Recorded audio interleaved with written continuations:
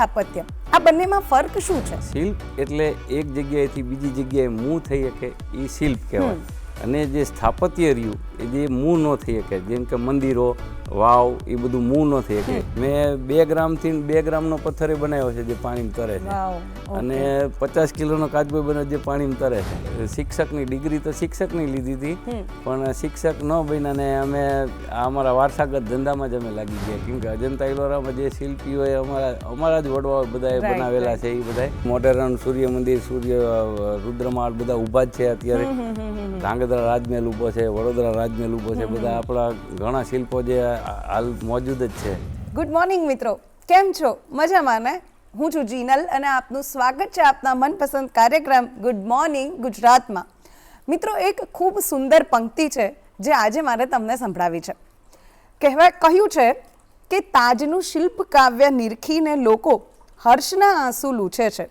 તાજનું શિલ્પ કાવ્ય નિરખીને લોકો હર્ષના આંસુ લૂછે છે. દાદ આપે છે સૌ શાહજહાને, દાદ આપે છે સૌ શાહજહાને, એના શિલ્પીને કોણ પૂછે છે? ઘણી બધી વાર મિત્રો એવું થતું હોય કે કેટલાક કલાકાર એવા હોય કે જેમની કલા આપણા સુધી પહોંચતી હોય, પણ એ કલાનો કરનાર કોણ છે, એ કલાનો સર્જક કોણ છે, એના વિશે આપણે જાણતા જ ના હોઈએ. તો આજના આપણા અતિથિ જે છે ને, એ પણ એવા જ એક છે. તમે એમની શિલ્પકલાને, એમના પૂર્વજોએ બનાવેલી કલાને ક્યાંક ને ક્યાંક ચોક્કસથી નિહાળી હશે, પણ એમના વિશે કદાચ તમે નહીં જાણતા હો.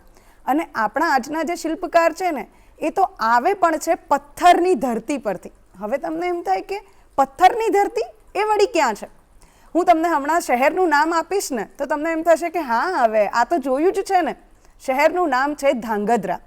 જોયું છે ને, સાંભળ્યું તો હશે જ. હવે ધાંગધ્રાનો જો આપણે અર્થ કરીએ ને તો ધાંગ એટલે પથ્થર અને ધરા એટલે ધરતી, એટલે પથ્થરની ધરતી. હવે થોડું થોડું તમને રિકોલ થતું હશે કે હું કોની વાત કરી રહી છું, આ કોણ હોઈ શકે? ધાંગધ્રામાં મોટા ભાગે લોકો જે વ્યવસાય સાથે જોડાયેલા છે, જે કળાને સાચવીને બેઠા છે, એમાંથી જ એક વ્યક્તિ આજે આપણી સાથે જોડાયા છે. તો આવો સ્વાગત કરીએ સુપ્રસિદ્ધ શિલ્પકાર વિજયભાઈ સોમપુરાનું. ખૂબ ખૂબ સ્વાગત છે સર તમારું અમારા આ કાર્યક્રમમાં. હવે વિજયભાઈ વિશે મારે બીજી વાત કરવી હોય ને તો એ શિલ્પ તો બનાવે જ છે, પણ એમના શિલ્પોએ રેકોર્ડ સર્જ્યો છે, અને એમની જે પ્રસિદ્ધિ છે ને એ આપણા માનનીય વડાપ્રધાન સુધી પણ પહોંચી છે. કેવી રીતે, શું છે, એ આજે આપણે વાત કરીશું. તો વિજયભાઈ, સૌથી પહેલાં તો મારે તમને એ પૂછવું છે કે તમે એક શિલ્પકાર છો, બરોબર? હવે જ્યારે શિલ્પ શબ્દ આવે ને ત્યારે એની સાથે સ્થાપત્ય શબ્દ પણ આપણે બોલતા હોઈએ છીએ. પુસ્તકોમાં પણ શિલ્પ અને સ્થાપત્ય એ જ 2 શબ્દો સાથે લખેલા હોય છે. તો હવે મારે સૌથી પહેલાં એ જાણવું છે કે શિલ્પ અને સ્થાપત્ય આ બંનેમાં ફરક શું છે? બરાબર છે, તમારો સવાલ એકદમ સરસ છે. શિલ્પ અને સ્થાપત્ય. શિલ્પ એટલે એક જગ્યાએથી બીજી જગ્યાએ મૂવ થઈ શકે એ શિલ્પ કહેવાય, અને જે સ્થાપત્ય રહ્યું એ જે મૂવ ન થઈ શકે, જેમ કે મંદિરો, વાવ, એ બધું મૂવ ન થઈ શકે, એ સ્થાપત્યમાં આવે, એટલે એને સ્થાપત્ય કહેવાય. અને શિલ્પ રહ્યું, શિલ્પકલા, ગમે એ મૂર્તિ આ તે બધું બનાવી એ શિલ્પ કહેવાય, અને એને મૂવ થઈ શકે એ. ઓકે, હવે જો તમારા વિશે વાત કરીએ તો એક તો સોમપુરા, બરોબર? તો સોમપુરા આર્ટિસ્ટ ગુજરાતમાં ઘણું મોટું નામ છે, અને કદાચ ગુજરાતની બહાર દેશ વિદેશોમાં પણ તમારા શિલ્પો બહાર જાય છે, બરોબર? તો તમારી જે જર્ની છે એ કેવી રીતે શરૂ થઈ? દર પેઢી આવી કે કેવી રીતે? એના વિશે વાત કરશો. અમારે વારસાગત આ બધું પેઢી દર પેઢીથી જ આવે છે. અમે બાપ દાદાના વખતથી એમના બાપુજી એમને શીખડાવ્યું, એમના બાપુજી એમને શીખડાવ્યું, ત્યારે મારા છોકરા હું શીખડાવું, એના છોકરાને એ શીખડાવે. અત્યારે એ પેઢી બધી ચાલુ છે, કન્ટિન્યુ એમ. જી, તો હવે આ શિલ્પોમાં તમે શું બનાવો છો, અને શું શિલ્પમાં શેનો સમાવેશ થાય? જેમ કે સપોઝ હવે એવું હોય કે મને કોઈ શિલ્પ એવો શબ્દ બોલે તો મને ઇમેજિન થાય કે મંદિરોમાં જે બહુ સુંદર મૂર્તિઓ હોય છે એ કે એવું. તો શું શિલ્પ એટલે ખાલી એ જે મૂર્તિઓ હોય છે એ જ કે બીજું ઘણું બધું? બીજું ઘણું બધું હોય છે શિલ્પમાં. તો જો અમે જે કુંડા હોય, જે બધા ડેકોરેશનમાં રાખતા હોય, એ પણ શિલ્પ જ કહેવાય. પછી આજે અત્યારે મેં બનાવ્યું છે કાચબો, બતક, મગર, આ જે ઘંટી, બધી શિલ્પમાં જ આવે. બધું જે કારીગરીથી હાથેથી ઘડીને થાય એ બધું શિલ્પમાં જ આવે. ઓકે, હવે સોમપુરા શિલ્પીઓ, બરોબર? તમારો ઇતિહાસ ઘણો લાંબો છે અને વર્ષોથી તમે લોકો આ કળા સાથે જોડાયેલા છો. તો સોમપુરા શિલ્પીઓમાં શું ખાસિયત છે, અથવા તો એમના બનાવેલા શિલ્પ જે હોય છે એ અલગ કેવી રીતે પડે છે કોઈનાથી? એટલે આ સોમપુરા જે કોમ્યુનિટી રહી ને એક સોમનાથ જ્યારે ધ્વંસ થયું ત્યારે સોમપુરા શિલ્પની ત્યાંથી ઉત્પત્તિ સોમનાથથી થઈ. એટલે જ્યાં જે બ્રાહ્મણો હતા બધા, એટલે સોમપુરા શિલ્પી એટલે બ્રાહ્મણો જ છે બધા, વિશ્વકર્માના ઉત્પન્ન કરેલા બ્રાહ્મણો જે અહીંયા પૂજન કરવા પ્રતિષ્ઠા માટે અહીંયા આગળ ઉત્પન્ન કરેલા વિશ્વકર્માએ. અહીંયાથી પછી જે વિધિ કામ કરતા એ બધા અહીંયા હજી હાલમાંય છે જે સોમપુરા તરીકે પૂજન વિધિ કરાવે છે અહીંયા સોમનાથમાં. અને પછી જે આ પથ્થરોનું કામ કરતા, શિલ્પ કામ કરતા, એ બધો કોમ્યુનિટી આખી અલગ થઈ ગઈ. એટલે સોમપુરા શિલ્પી સોમપુરા એવી રીતે સોમપુરા શિલ્પી થયા. અચ્છા, તો આપણે એવું કહી શકીએ કે બહુ જ વર્ષોથી અથવા તો કહીએ કે સદીઓથી સોમપુરા શિલ્પકારો જે છે એ ગુજરાતના સ્થાપત્યોમાં અથવા તો શિલ્પોમાં પોતાની ભૂમિકા આપતા રહ્યા છે. તો એવા કોઈ સ્થાપત્યો ખરા કે જ્યાં સોમપુરા શિલ્પીઓએ કામ કર્યું હોય? આપણે ગુજરાત બહાર ઘણા છે. આપણે ગુજરાતમાં ધારો કે પાટણની વાવ, સિદ્ધપુરનો રુદ્રમાલય, પછી સોમનાથ મંદિર, પછી દ્વારકાધીશનું મંદિર, આવા ઘણા શિલ્પો છે જે સ્થાપત્યો છે જે સોમપુરા અમારી કોમ્યુનિટીએ જ બનાવેલા છે બધા. જી, તો હવે આ જે ટ્રેનિંગ હોય છે અથવા તો પ્રોસેસ હોય છે એક શિલ્પ બનાવવાની, તો એ શરૂઆતથી લઈ અને શિલ્પ આખું બની જાય ને આખરી ઓપ અપાય, એ કેવી રીતની શરૂ થાય છે? કે એક પથ્થરના ટુકડામાંથી તમે કેવી રીતે ઇમેજિન કરો અથવા તો કેવી રીતે સર્જન કરો છો એક શિલ્પનું? એના વિશે થોડી આખી જે પ્રોસેસ છે એના વિશે જણાવો. સૌ પહેલાં તો જે આપણે જગ્યા પસંદ કરવાની આવે કે ભાઈ કઈ જગ્યાએ મંદિર બનાવવાનું છે, કઈ દિશામાં બનાવવાનું છે, અને જે દિશા હોય એના માપ, નક્ષત્ર, આય, વય, નાડી, તારા બધું એનું ગણિત આવે. એ બધું ગણિત મેળવીને એ પુસ્તકોમાંથી ગણિત એનું મેળવીને અને પછી એના નકશા કાગળ ઉપર આલેખાય, કાગળ ઉપર એનો નકશો બને, તૈયાર થાય કે ભાઈ આવું મંદિર બનાવવાનું છે. પછી નકશામાંથી એક એક પથ્થરની સાઈઝ નીકળે, એક એક પથ્થરના ડિઝાઇન નીકળે. હા, એ પછી બધા તૈયાર થાય, એ પ્રમાણે કારીગરો પાસે તૈયાર થાય અને એ પછી ફિટિંગ થાય આખું. જી, તો હવે આ તો તમે મંદિરની વાત કરી, બરોબર, પણ હવે કોઈ એક મૂર્તિ બનાવી છે અથવા તો કોઈ બીજું એક શિલ્પ બનાવવું છે, તો એની પ્રોસેસ કેવી હોય છે એ થોડું સમજાવશો? એ તેવી રીતે પહેલાં એનો જે મૂર્તિ બનાવવાની હોય એનો કાગળ ઉપર નકશો બને. નકશો બનીને પહેલાં એનું આઉટ કટિંગ થાય. આઉટ કટિંગ થઈને પછી એના ઉપર એને દોરણ કામ કરીને પછી એમાં નકશી થાય. બરોબર. તો એટલે જે સાઈઝની મૂર્તિ બનાવવાની હોય એવડો જ નકશો બને કે એની પ્રતિકૃતિ બને? એવડો જ નકશો બનાવવાનો. જેવડી આપણે બનાવવાની હોય મૂર્તિ એવડો જ ફૂલ સાઈઝ જ નકશો બને. એ ફૂલ સાઈઝ નકશો બનીને પછી એના ઉપરથી પથ્થર ઉપર છાપી દે અને પછી એને કટિંગ કરીને પછી બની જાય. બરોબર. તો આ જે છે કે તમે નકશો બનાવી દીધો, બરોબર, કદાચ કાગળ પર બનાવવું સહેલું છે પણ એવું આબેહૂબ પથ્થરમાં કંડારવું ઘણું અઘરું કામ છે. તો એના માટે તમારી પ્રોસેસ કેવી રીતની હોય છે? કારીગર. અચ્છા, ઈ કારીગર જ કે ભાઈ જે નકશો તો બની જાય, પણ ધારો કે બીજા કોઈ બનાવી ન કે ધારો કે હું ધારું તો હું બનાવી શકું, પણ બીજા કોઈ આવે કે ભાઈ લાવો નકશો બની ગયો એટલે મૂર્તિ બની જાય, એ વસ્તુ શક્ય નથી. એમ કે એ તો કારીગર જ જોઈ, કેમ કે એમાં વંશ પરંપરાગતથી કરતો હોય, જે શીખેલો હોય એ જ કારીગર કરી શકે, બીજા કોઈ ન કરી શકે. બરોબર. તો હવે બીજું કે એવી રીતે તમે શિલ્પ કે કંઈ બનાવો છો તો જનરલી કેટલો ટાઈમ લાગતો હોય છે? અને એવો કોઈ સ્પેસિફિક સમય હોય કે એવું કંઈ હોય કે તમે આ ટાઈમે આ શિલ્પ બનાવવા બેસો કે એવું કંઈ ખાસ હોય છે? ના, એવું તો કાંઈ નથી હોતું, કેમ કે બધું જે સમય હોય એ પ્રમાણે, કે ધારો કે કોઈને 10 દિવસમાં કામ જોતું હોય, કોઈને 15 દિવસમાં જોતું હોય, એ પ્રમાણે ટાઈમ ઉપર તૈયાર થતું હોય. બરોબર. અને સપોઝ કોઈને ના જોઈતું હોય, તમે તમારા માટે જો બનાવતા હો તો તમને જનરલી કેટલો સમય લાગે એક શિલ્પ બનાવતા? એક શિલ્પ બનાવતા લગભગ 1 થી 2 દિવસ કે 3 દિવસ જેવું શિલ્પ. પછી બરોબર કે ભાઈ મોટું નાનું કઈ સાઈઝનું આપણે બનાવું એ પ્રમાણે ટાઈમ એડજસ્ટ થાય. અચ્છા, હવે જો તમારી જર્ની વિશે વાત કરીએ કે તમે કીધું કે તમારા દાદાથી લઈને બધા જ કરતા આવ્યા છે, તો તમે કેટલી ઉંમરથી શિલ્પકાર એટલે તમારી જે તમારું આખું જે કરિયર છે એ શરૂ કર્યું હતું, અથવા તો એવો તમને ક્યારેય વિચાર આવ્યો કે ના મારે આ નથી કરવું, મારે બીજું કરવું છે, એવું કંઈ? અમે તો લગભગ ના, અમે આમ તો મેં એટીડી કરેલું છે, એટલે આમ શિક્ષકની ડિગ્રી તો શિક્ષકની લીધી હતી, પણ શિક્ષક ન બન્યા ને અમે અમારા વારસાગત ધંધામાં જ અમે લાગી ગયા, કેમ કે મારે શિક્ષકનો ઓર્ડર પણ આવી ગયેલો હતો કે ભાઈ હા, એટલે શિક્ષકમાં પછી ન ગયો ને અમે વારસાગત ધંધામાં જ અમે આવ્યા, કેમ કે આમાં અમને વધારે રસ એમાં હતો ઓકે, તો એ કેટલી ઉંમરથી તમે શરૂ કર્યું હતું? એટલે હું લગભગ સમજો ને કે 15 ને 17 18 વર્ષથી ચાલુ 18 વર્ષથી તમે શરૂ કરી દીધું 18 હતું. વર્ષથી શરૂ કર્યું. ઓકે, તો તમારા ઘરમાં જેમ કે તમારા દાદા અને તમારા પપ્પાને એ લોકો કરતા હતા, હા. તો હવે ફ્યુચર તમારી આગળની જનરેશન છે, તમારા દીકરા કે એમનો દીકરો હોય કે એ, તો તમે શું માનો છો કે એમને પણ આ વસ્તુ સાથે જોડાયેલા રહેવું જોઈએ? જોડાયેલા રહેવું જ જોઈએ. અચ્છા. હા, વારસાગત જોડાયેલા. ભલે ભણવું જરૂરી છે એવું નથી કે ભણવું નથી જરૂરી, કેમ કે ગમે એ કામ કરવા માટે આપણી ભણતર તો જરૂરી જ છે. ગમે એ હિસાબ કરવો આ તે બધું એના માટે ભણવું જરૂરી છે. મગજ ખીલવા માટે ભણવું જરૂરી છે. એ મગજ ખીલે અને કરે તો વારસાગત ધંધો જ કરવો પડે, એને કરવો જ જોઈએ એમ. બરોબર. તો હવે બીજું મારે એ પૂછવું છે કે તમે આટલા કોન્ફિડન્સથી એવું કહો છો કે વારસાગત ધંધો જ કરવો જોઈએ કે આ તે, તો આ જે તમારો બિઝનેસ છે અથવા તો શિલ્પકળાનું જે આખું છે સમગ્ર ઘટના, એમાં કમર્શિયલ આસ્પેક્ટ કેટલો, એમ આર્થિક રીતે તમે કેવી રીતે આ જ વસ્તુથી તમે સર્વાઈવ કરી શકો? આર્થિક રીતે તો જો રોજગારી તો ચાલવાની છે, કામ કરી એટલે તો મળવાનું જ છે. પૈસા તો ભગવાનને આમ થાય દેવા જ પડવાના છે. કામ કરો એટલે મહેનત કરો એટલે એનું ફળ મળવાનું જ છે. જાજુ ઓછું વધુ ઓછું મળે, વહેલું મોડું મળે, પણ મળે તો ખરું જ તે એમ. બરોબર.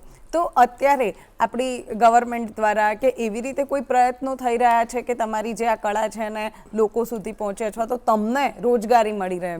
ગવર્મેન્ટ દ્વારા ઘણા પ્રયત્નો થયા છે. કેમ કે ધાંગધ્રામાં જે એક સ્ટોન પાર્ક બનાવ્યો, અંબાજીમાં એવો બનાવ્યો, બીજા રાજ્યોમાં ઘણે ઠેકાણે છે અને સરસ પ્રોત્સાહન આપે છે. અમને એક્ઝિબિશનોમાં લઈ જાય છે બધે, જ્યાં કે અમારી કલાનો પ્રચાર કરવા માટે, કે ભાઈ પોતે ટ્રકનું લોડિંગ અનલોડિંગ ખર્ચ બધું ટોટલ અમને રહેવા ખાવા પીવાનું બધું ફ્રી આપીને અમને અહીંયા લઈ જાય અને અમારી કલાનો પ્રચાર કરે. ઘણું સરસ કામ કરે ગવર્મેન્ટ તરફથી તો એમ. ઓકે, હવે બીજું જો મારે એવું પૂછવું હોય કે પથ્થરો ઘણા બધા પ્રકારના આવે, બરોબર? તો તમે કયા પ્રકારના પથ્થરોમાંથી શિલ્પ બનાવો છો? અને બીજું કે સપોઝ અલગ અલગ પ્રકારના પથ્થરોની પ્રોસેસ પણ અલગ અલગ હોતી હશે, તો એના વિશે થોડી વાત. હા, એમાં અલગ અલગ પથ્થર આવે. કેમ કે મકાન બનાવવાના જે અલગ પથ્થર આવે ને એ થોડાક સોફ્ટ આવે, એટલે એમાં આપણે જે કલા કરવી હોય ને એ થાય નહીં એમાં. આમાં સહેજ પથ્થરમાં હાર્ડનેસ જોઈએ, એવી રીતનો પથ્થર અમારે ચૂઝ કરવા પડે કે ભાઈ આ પથ્થરમાં કામ કરી શકશું, એવા પથ્થર જ લેવા પડે. એમાં ખરાબ આવે એ તો કાઢી નાખવા પડે, એટલે એવું બધું થાય છે. તો કયા પ્રકારના પથ્થર હોય? એટલે આમ જો સેન્ડસ્ટોન હોય, માર્બલ સ્ટોન હોય, પછી બંસીપાલ હોય, બાલેશ્વર હોય, બધા ઘણી જાતના પથ્થરો આવે છે. ઓકે, તો સૌથી સારો જો શિલ્પ બનાવવા માટે સૌથી સારો પથ્થર હોય કે જે એક શિલ્પકારની દ્રષ્ટિએ શ્રેષ્ઠ છે કે ભાઈ આમાંથી શિલ્પ બનાવવું હોય ને એ બહુ સારી વાત, તો એ કયો? એટલે આપણે ગુજરાતમાં તો આપણે ધાંગધ્રા સ્ટોન જ, સેન્ડસ્ટોન બહુ એકદમ ઉત્તમ છે એમ. ધાંગધ્રા સેન્ડસ્ટોનની એની આવડતા ઘણી હજારો સાલ સુધી છે. કેમ કે અત્યાર સુધી આપણે જોઈ જ છીએ મોઢેરાનું સૂર્ય મંદિર, રુદ્રમાળ બધા ઊભા જ છે અત્યારે.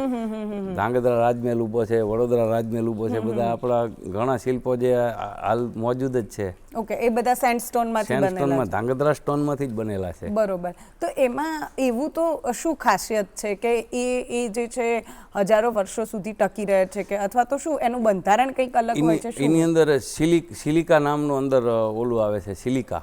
જે પથ્થરની અંદર સિલિકા હોય ને એની સ્ટ્રેન્થ હોય સિલિકાની. એ સિલિકાની સ્ટ્રેન્થ ઉપરથી આ પથ્થરની આવડતાની બધું નક્કી થતું હોય છે. બરોબર. તો સૌથી નાજુક પથ્થર કયો કહેવાય એમ કે જે શિલ્પ બની શકે એનું, પણ જો સપોઝ એનું બનાવીએ તો બહુ જ આપણે સાચવવું પડે અથવા તો એને બહુ કેર સાથે રાખવું પડે? એ માર્બલ રહ્યો ને એ વધારે એને કેર કરવી પડે. કેમ કે માર્બલ રહ્યો ને એકદમ સોફ્ટ, કેમ કે એ કેલ્શિયમ ચૂનાનો જ પથ્થર આવે, એટલે એને થોડોક વધારે સાચવવો પડે. જી. હવે બીજું મારે પૂછવું છે કે વર્ષોથી શિલ્પકલા ચાલતી આવે છે, બરોબર? તો પહેલાં એવું હતું કે ભાઈ મંદિરમાં મૂર્તિઓ કે એ જ આપણે બનાવતા. હવે ધીમે ધીમે ઘણો સમય ચેન્જ થયો છે, તો એ પ્રમાણે તમારી કલામાં પણ ચેન્જીસ આવ્યા હશે. તો એ તમે એવું કહી શકો કે ભાઈ જ્યારે તમે શીખવાનું શરૂ કર્યું ત્યારે આટલા જ મર્યાદિત શિલ્પ હોતા કે આટલું મર્યાદિત કામ હોતું, એની જગ્યાએ હવે આ બધું બને છે? હા, એટલે હું જ્યારે શીખતો હતો ત્યારે તો મકાનના પાણીયારા, જે ઘરે પાણીયારા બનાવતા, પછી જે પારિયા બનાવતા, જે બહાર ગામડામાં કોઈ મરી જાય ત્યાં પારિયા બનાવતા, પાણીયારા બનાવતા, નાની ખરલું બનાવતા, જે ઓળિયા પાવા છોકરાઓને જે ઓળિયા પાતા, હા એ ખરલું બનાવતા. પછી નાના જે ગણપતિ ને એવા બધું બનાવતા, જે ગણેશ ચોથ ને દી પૂજા કરે એ બધી એવા ગણપતિ ને એવું બધું. અમારી વખતે એવું બધું વધારે હતું.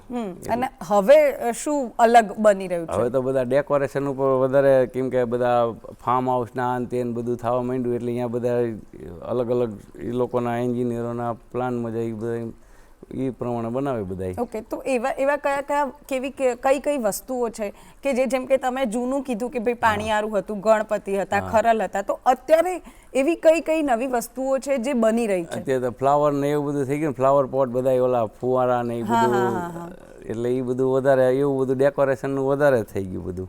ઓકે, તો હવે જે જૂના સમયમાં હતું કે તમારું જે લોકો લેવા માટે આવે કે જે ગ્રાહક હોય એમની વિચારસરણી અને અત્યારના જે લોકો છે, જે કન્ઝ્યુમર છે તમારા, એ વિચારસરણીમાં શું તફાવત જોવા મળે છે? એમ કે હવે લોકો કેવું તમારી જોડેથી એક્સપેક્ટ કરી રહ્યા છે, આશા કેવી રાખે છે કે ભાઈ અમને આવવું જોઈએ છે, આવવું જોઈએ છે, અને પહેલાં શું હતું? એમ પહેલાં તો શું બધું ઘંટીઓ ને એવું બધું જૂનું, હવે એ બધું વપરાતું જ બંધ થઈ ગયું, એટલે તો એના ઉપરથી તો કોઈ હવે આવે નહીં. કે ગણપતિ કોઈ હવે એવા હોતા નથી કે ભાઈ હાલો સિંદૂર લગાવે ને પૂજા કરે ને એવું બધું કોઈ ઘરે આવી છે હવે તો. હા, ક્યારેક કરતા હોય, પણ હવે તો બધા ડેકોરેશન માટે વધારે કે બેન્ચું બનાવવી હોય કે ભાઈ આ ધારો કે બધે ગાર્ડનમાં બેન્ચું લગાવ્યું હોય, નીચે ફ્લોરિંગના પથ્થરો લગાવવા હોય, નાના પીસ કરીને લગાવે, પછી આવા ઈંટું જે આવું કરેલું છે એવી ડિમાન્ડ, એવું વધારે ડિમાન્ડ હોય વધારે બધા. બરોબર. તો હવે અત્યારે એવું કોઈ ખરું સ્પેસિફિક કે ભાઈ તમે શિલ્પ બનાવતા હોવ તો એમાં આ કલર વધારે યુઝ થતો હોય ડેકોરેશન માટે, કે એવી રીતે કે અત્યારે લોકોને કલરફુલ વધારે ગમે છે, અથવા તો લોકોને કલર વગરનું સિમ્પલ કે એવું વધારે ગમે છે? ના, હવે તો ઇનલે કરે છે, બે પથ્થર ભેગા કરીને બેને ફિટ કરીને એમાંથી ને આખું એક શિલ્પ બનાવે, કેમ કે બે કલરનું દેખાય, રેડ કલર હોય, યલો કલર હોય, બેને ભેગા કરીને પછી એમાંથી એક શિલ્પ બનાવે, એટલે આખું. તો આ જે પ્રોસેસ છે કે બે પ્રકારના પથ્થરોને ભેગા કરીને શિલ્પ બનાવવાનું, તો એ તમારા માટે કેટલી ચેલેન્જિંગ હોય?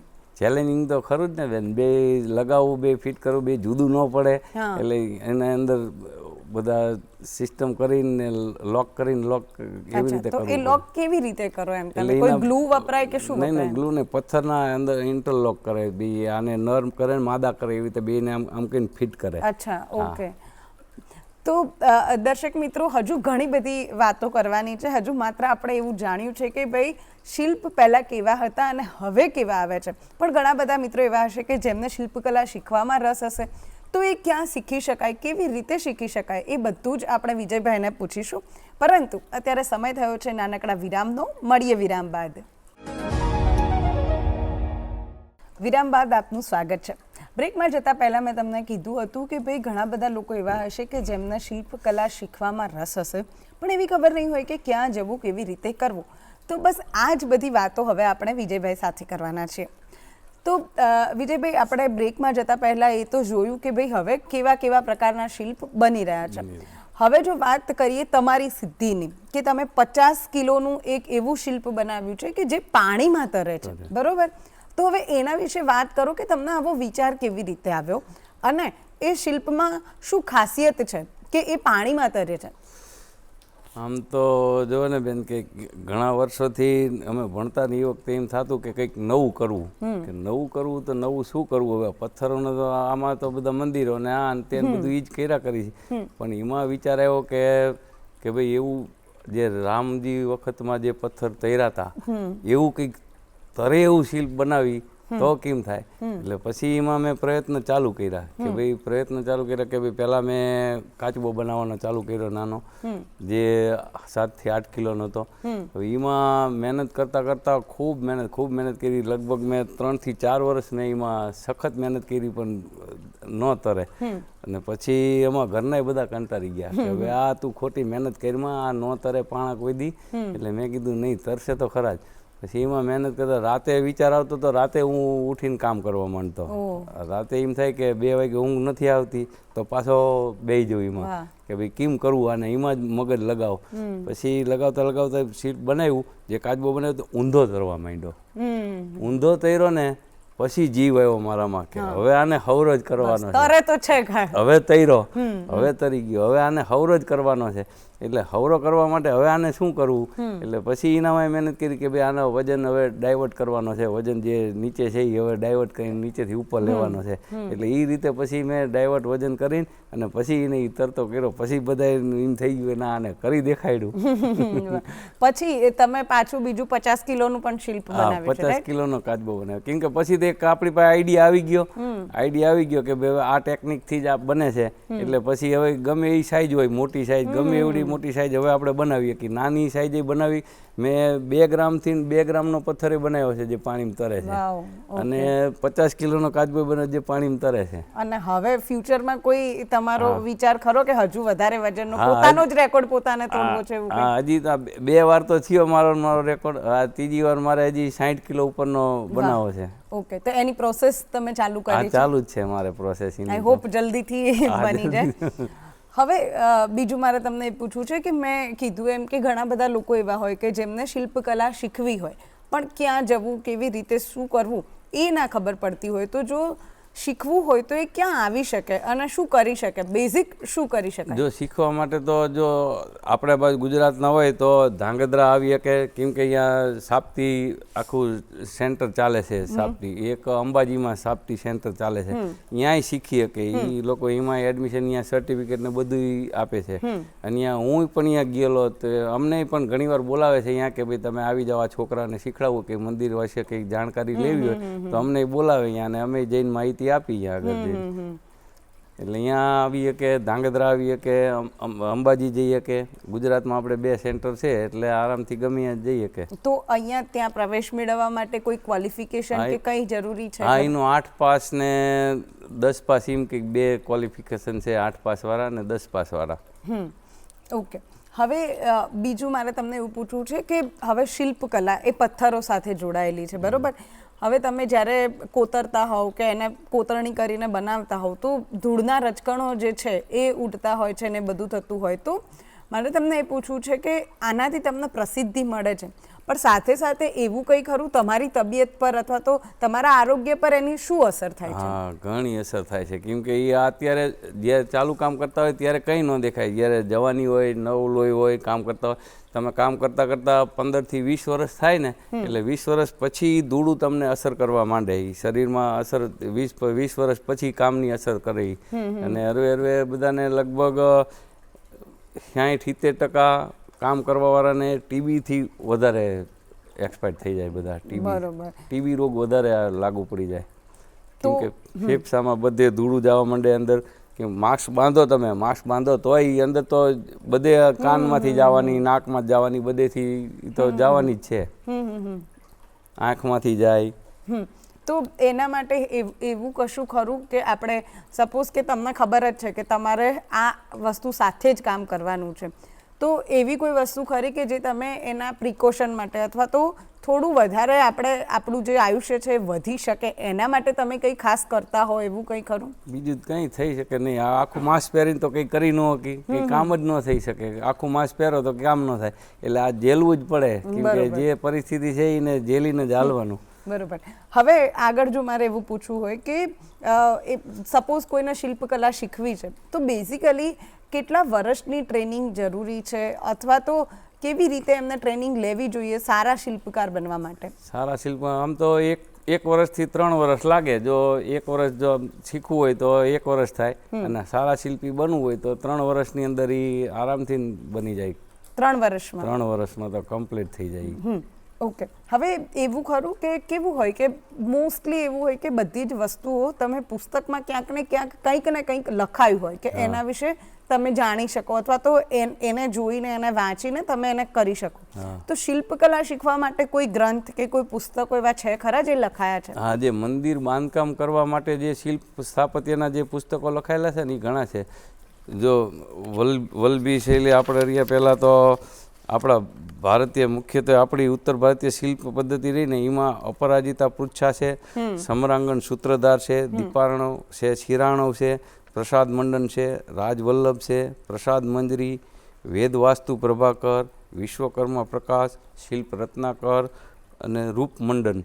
દેવ મૂર્તિ પ્રકરણ. એમાં જે દેવ મૂર્તિ પ્રકરણ એમાં મૂર્તિઓનો જે કેટલા ભાગ કેવી રીતે આવે એ બધું એમાં આવે છે. અને અત્યારે વધુમાં વધુ ચાલે છે શિલ્પ રત્નાકર, કેમ કે એની અંદર બધી ડિટેલ લગભગ એમાં શિલ્પ રત્નાકરમાં વધારે આવી ગઈ છે. ઓકે, તો શું એટલે શિલ્પ રત્નાકરમાં શું આપેલું છે એવું કે જે એટલે જે પાયાથી મુહૂર્તથી માંડીને જમીન પસંદગી થી માંડીને અને ઠેઠ શિખરનું કળશ ચડે ત્યાં સુધીના બધા મુહૂર્ત તે માપ નક્ષત્ર બધું અંદર ડિટેલ આપેલી કે ભાઈ કયો પથ્થર કઈ સાઈઝનો લેવો, કેવડું મંદિર છે, કેવડા ભદરભટા ખાંચા એના બધાય કેટલા માપે કરવા, એ બધું એના અંદર. કેમ કે આ બધું પ્રમાણથી થાય છે, મંદિરનું કામ બધું પ્રમાણથી થાય, શિલ્પશાસ્ત્રના એમાં નિયમ પ્રમાણેથી થાય. કેમ કે ગમે એટલા ભૂકંપ આવે તો મંદિરે તમે પડતા નહીં જોયા હોય.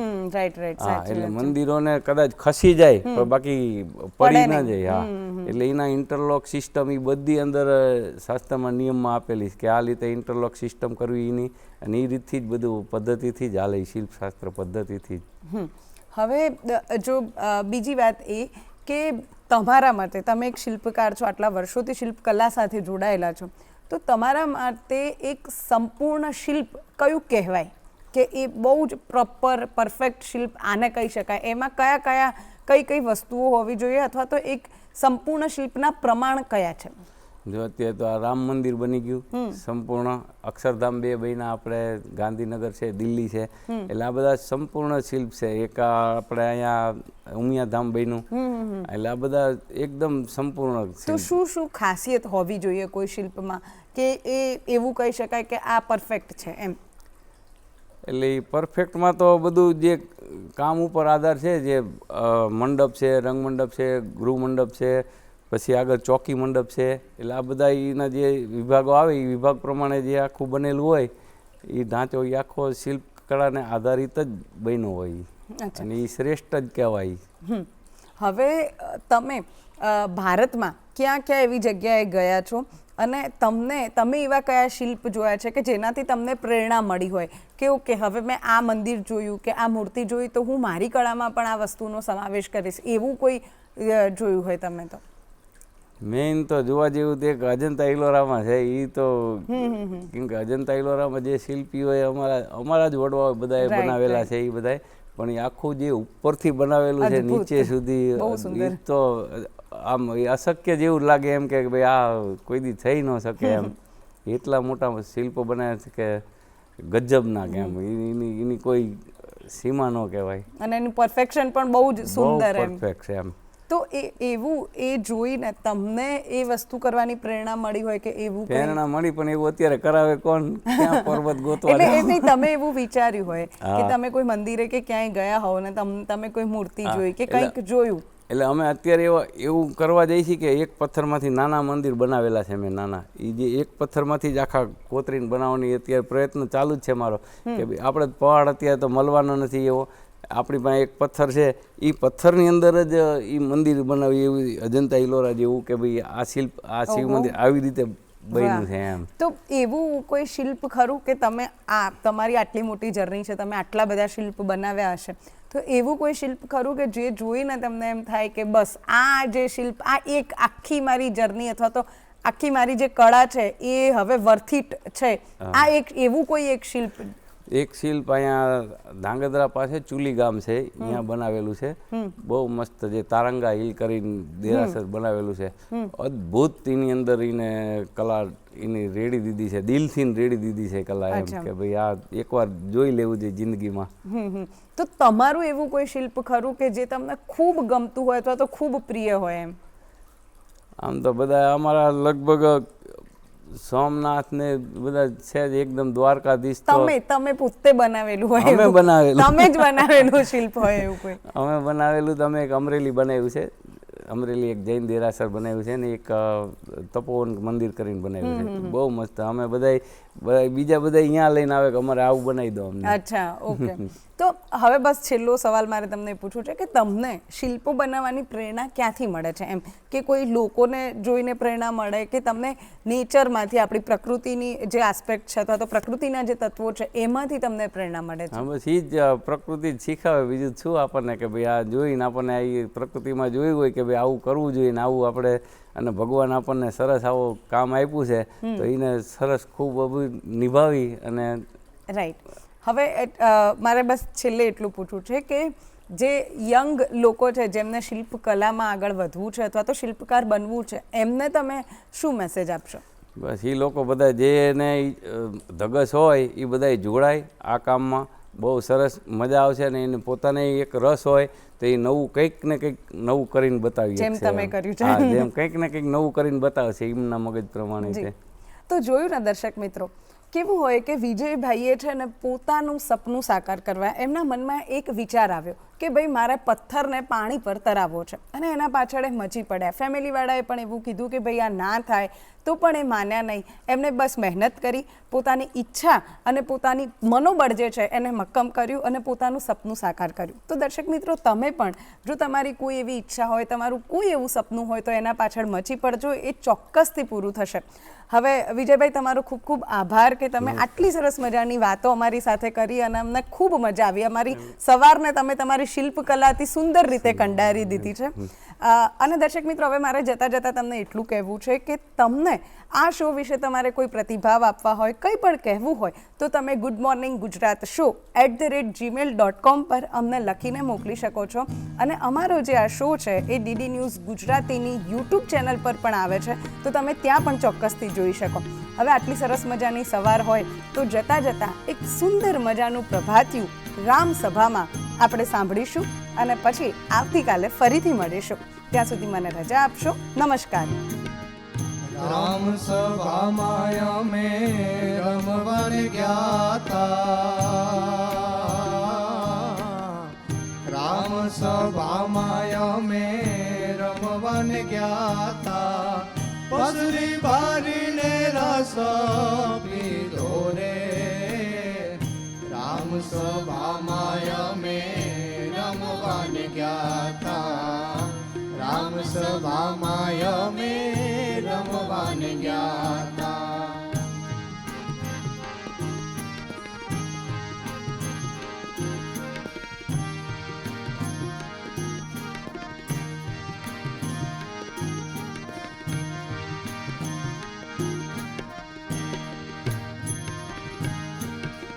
પહેલો પિયાલો મારા ગુરુજીએ પાયો જી, હોજી. બીજે પિયાલે રંગાયેલી રે, પહેલો પિયાલો મારા ગુરુજીએ પાયો જી, હો જી, હો જી, હોજી. બીજે પિયાલે રંગાયેલી રે, ત્રીજો પિયાલો મારા રોમે રોમે વ્યાપ્યો,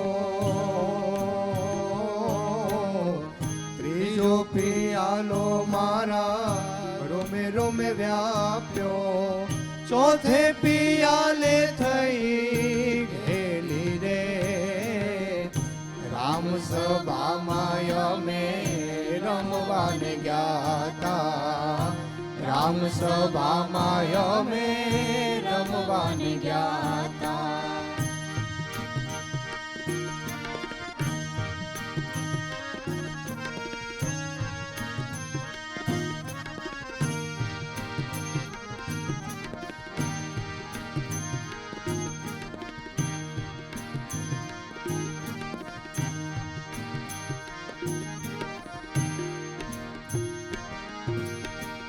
રસ બસ થઈ રંગ રસિયા સાથે જી, હોજી.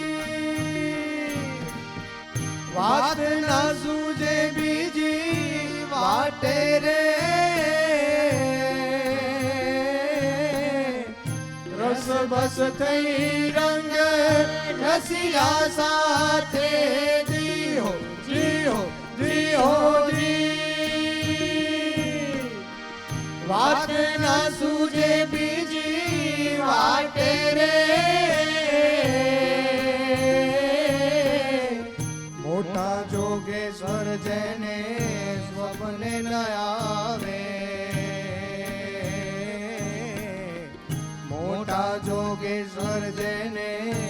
સપને ન આવે કે મારા મંદિરિયામાં મારે રે રામ સભામાં અમે રમવાને ગયા તા રામ સભામાં અમે રમવાને ગયા તા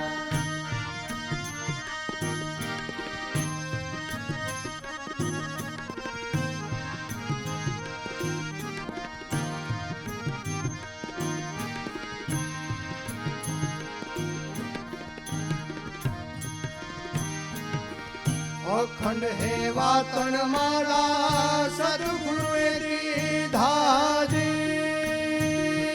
હોજી